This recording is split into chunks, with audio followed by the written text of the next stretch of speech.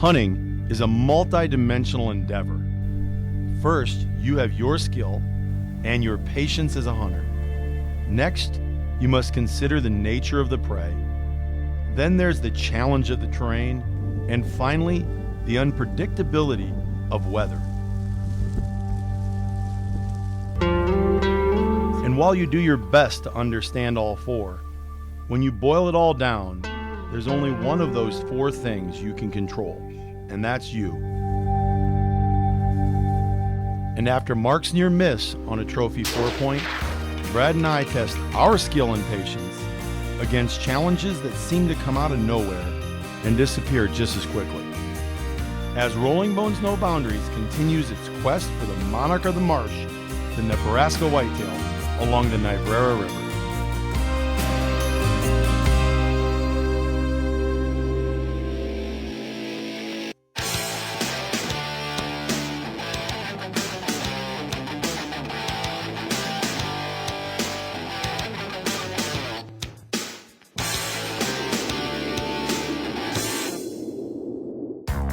Rolling Bones No Boundaries would like to thank our sponsors, the Montana Rifle Company, Leupold Optics, Armscore Ammunition, Seal One Gun Care Products, and Realtree Max One.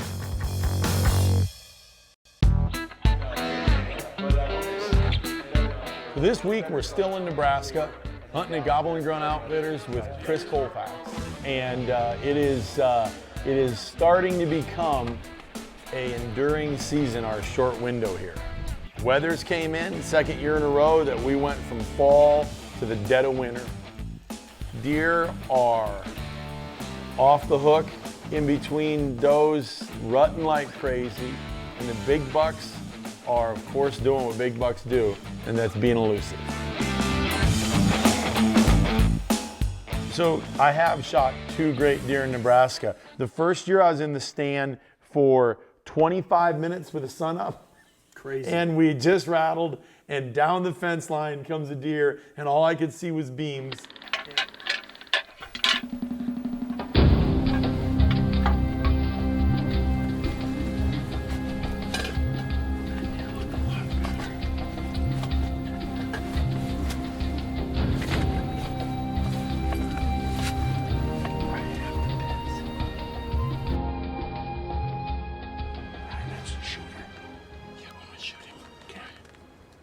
Yep. He's down. He's down right there. He's down. He's down. Oh my gosh. That happened so fast.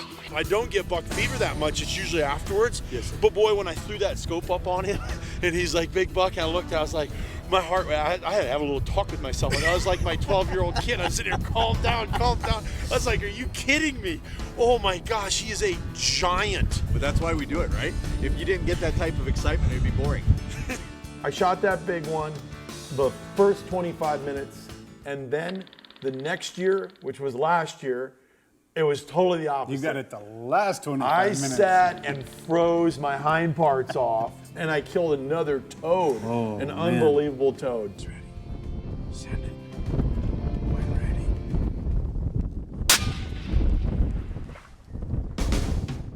He went 700 yards. He wanted to go for the cover, man. 700 yards to the cover. And once he got to the cover, he made it about 40 yards and he was dead.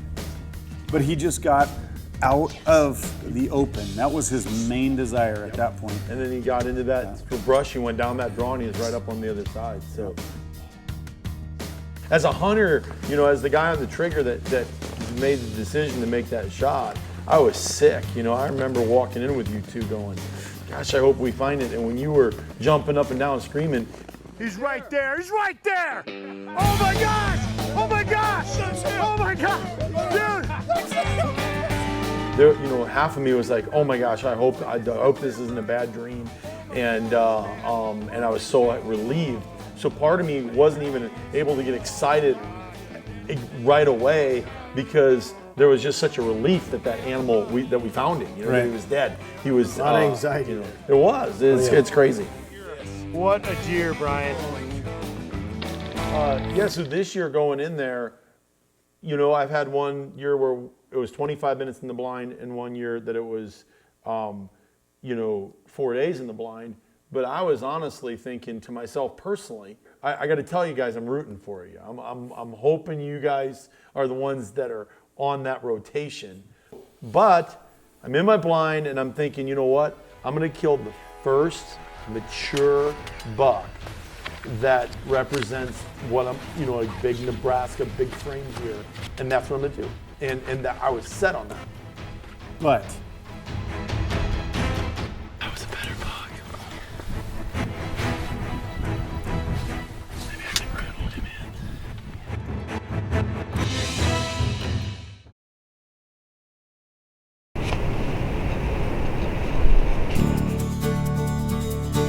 We're in Nebraska on the Niobrara River this week, hunting whitetails. What's different about that holds deer? It's one of the bigger rivers we hunt, first of all. It's not a real deep river, but it's super wide. It's probably, what, 70, 80 yards in some I'd say so. spots. And it is just lush and full of hardwoods all through the bottom. But your options are sitting on some points and looking over the river, or being down in the river, or sitting in the corn. So the options are, there's a lot of them.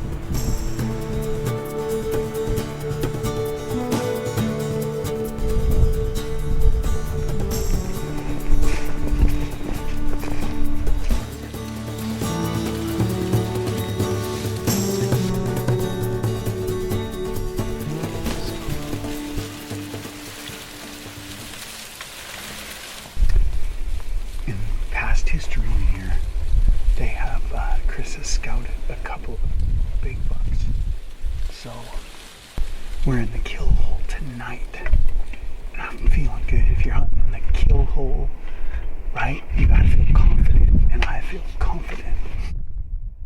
this is not a physically demanding hunt by any means, but it's a mentally fatiguing hunt.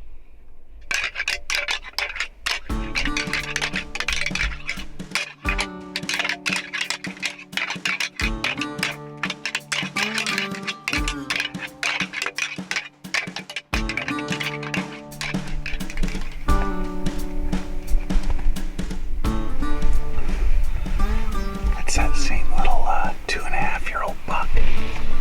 Just a young dude, man. He's got a split G2 on his left-hand side, it looked like. So today he's out looking for the ladies. We've seen a couple of bucks this morning, but not what we're looking for. But there has been a lot of gunfire just to the south of us. There was 8 shots. So when we're done here today, we're going to take them our card so they can sign up for our shooting academy, because clearly they need some work. Holy cow. So, what do you do in that? Do you hold out until the last day, the last night for this monster buck? Or when a really nice big buck makes an appearance, then you shoot it. They saw a 200-inch deer about 150 yards from my stand, so that's kind of in the back of your mind. One of the neighbors last night shot a stud of a deer so thick you couldn't even wrap your hands around the basis, so it was a tank. So we need some of that luck to rub off on us. We got a day and a half left to get this thing sealed up. So that buck smelled that doe from a long ways away. And there's got to be a bigger buck trying to breed her.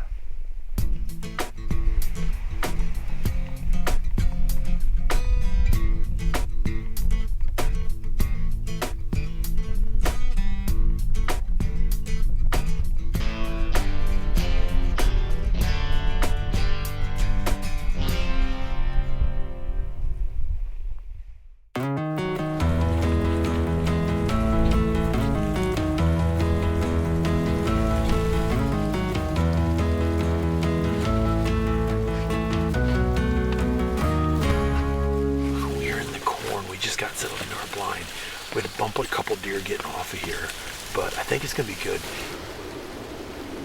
Winter came in, and it came in a rush. You know what? We got good gear. We got some activity already. The turkeys are behind me. They're eating corn. This is called Panda Corn Express right here. Panda Corn Express. And we have our first customer of the night. It's a female whitetail deer. You're gonna sit in there and you're going to make this decision that you're going to say, hey, listen, I'm gonna wait for this deer. They're moving, they're rutting, and it's gonna happen. Don't hit this thing. Is that a little buck? We have deer everywhere around us right now. We are covered up with deer in this corn.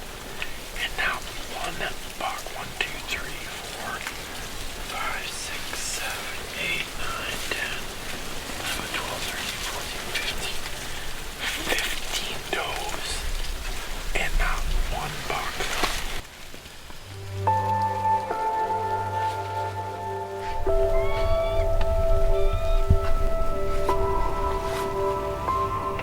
We had about 50 does come in tonight. Not one buck, so it tells me that the bucks are still in the thick stuff running does. Maybe they still have a couple buttoned down. I don't know. We'll move locations tomorrow morning and see where we're at, but it's gotta happen.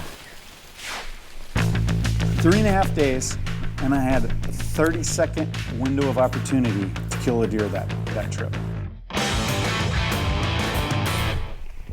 You on it? Yep.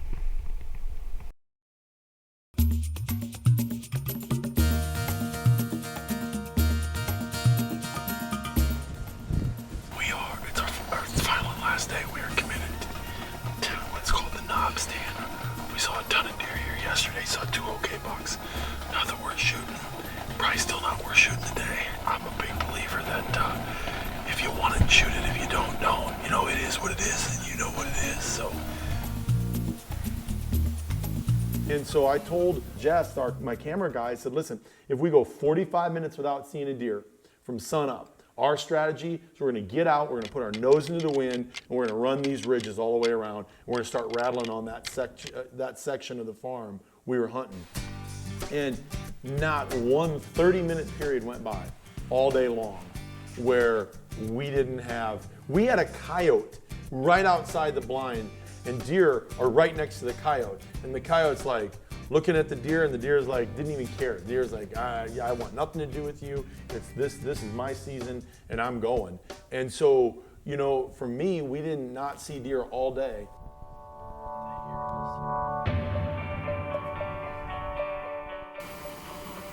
Oh yeah, that's a pretty good bow. Yes, he's a good bow. Where's that even? Oh, here we go, son. Come on. Make some noise.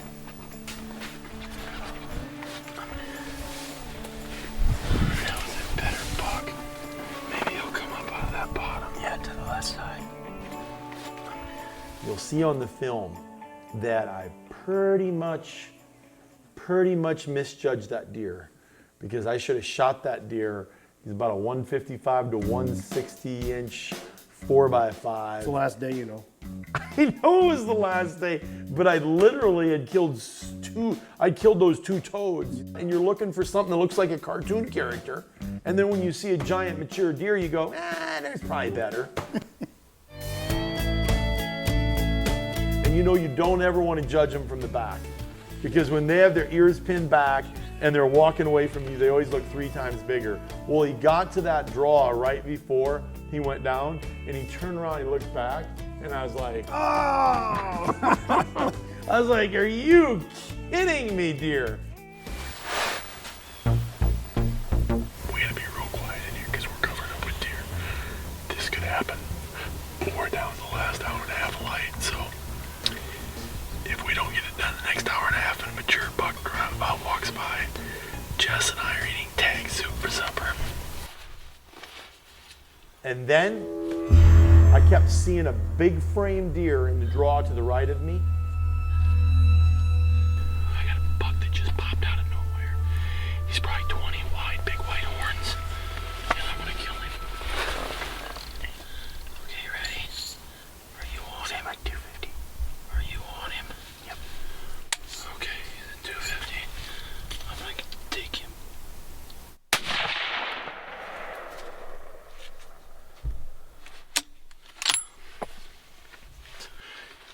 Yes, man, we have paid our price in this place.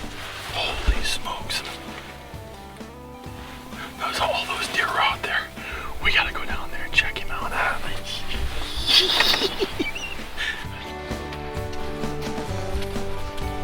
So I went over there and I saw a bunch of hair and no blood. What I did, I see just a couple spots and I was like, let's go get Chris and let's come back down.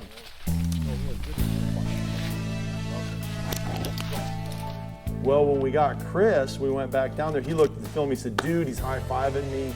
He's like, you got it, man, it's unbelievable. We're gonna go get that deer.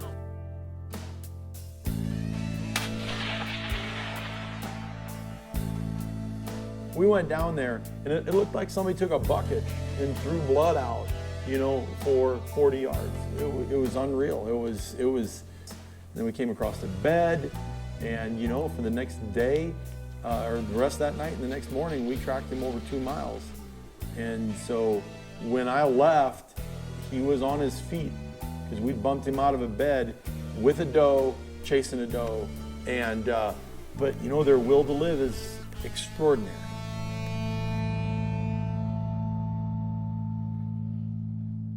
So the bad news is that I'm looking for a deer. The good news is you're still looking through your scope. I'm still hunting. Rolling Bones No Boundaries is proud to partner with these sponsors: the Montana Rifle Company, Leupold Optics, Arms Corps Ammunition, Seal One Gun Care Products, and Realtree Max One. Closed captioning is sponsored by The Lodge at Deadwood. We'd also like to personally thank you for watching, and we invite you to follow us on Facebook. As a hunter, Rolling Bones Outfitters was created to deliver the experience you've always wanted but didn't know where to start. To begin with, as a Rolling Bones member, you get your own personal hunting representative. From DIY to fully guided, we match the hunter to the hunt. That's rollingbonesoutfitters.com.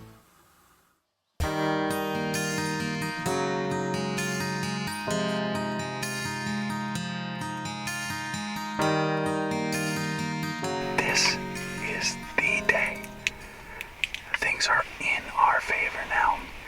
I came down here because I don't think I'm going to see near as many deer, but I think my chances of seeing a really good deer are great in this area.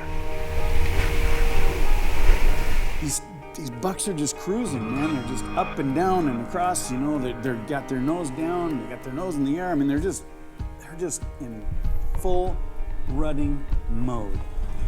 And I'd seen a little dinky buck. He ran right by our blind and he was oblivious to us, you know. We were filming him and snorting at him and blah, blah, blah. About two in the afternoon, I got about a 5-second view of a big buck and he was cruising across the bottom. You on it? Yep.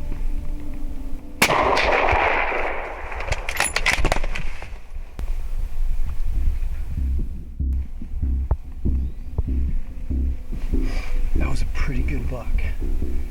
It was a tough shot, and it didn't act like I smoked him. Hey, Chris. Congratulations, I heard a little banging up there. Yeah. I seen the flag got put out. This buck came cruising across here, and I just got on him right when he got into those trees, and I had a teeny little window to shoot through of time, and we shot him. He didn't drop right there, but I'm sure he's piled up inside there.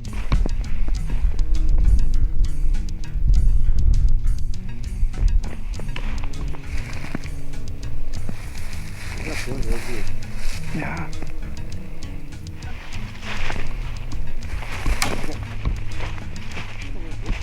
Here right here. Boom, yeah. Oh yeah. Oh yeah.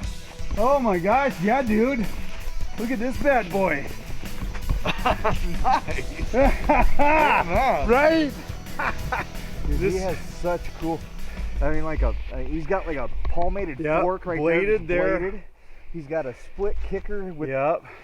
which was symmetrical here. Yeah, what a cool looking deer, huh? Dude, that's a great buck. Yeah, what a stud. Like, that's a great buck. That's a buddy. great buck. We've had a rough week, haven't we? You know, We've seen deer, yeah, but lots of does. I think this moon is all messing things up. So, you know, this is the kind of deer though. He's busting through. I mean, we literally saw him for no more than 4 seconds. No kidding. Well, he doesn't have as many funky points as Brian's last year, but he's pretty cool, huh? Dude, we'll take him, that's Yeah. for sure, dude. I'm super happy for you. So Nebraska, we had a lot of ups and downs this year there. Mark's miss, my hit and miss with a deer that's still on its feet and not on my wall. And with Brad's 5.5 second window at a great buck. And so this just shows that hunting is not scripted in any way, shape, or form. It's hunting, and that's why we love it. So until next year, we're gonna keep on keeping on, and we're gonna anticipate Nebraska and the Niobrara, and we're gonna keep anticipating hunting and all the adventures it brings us.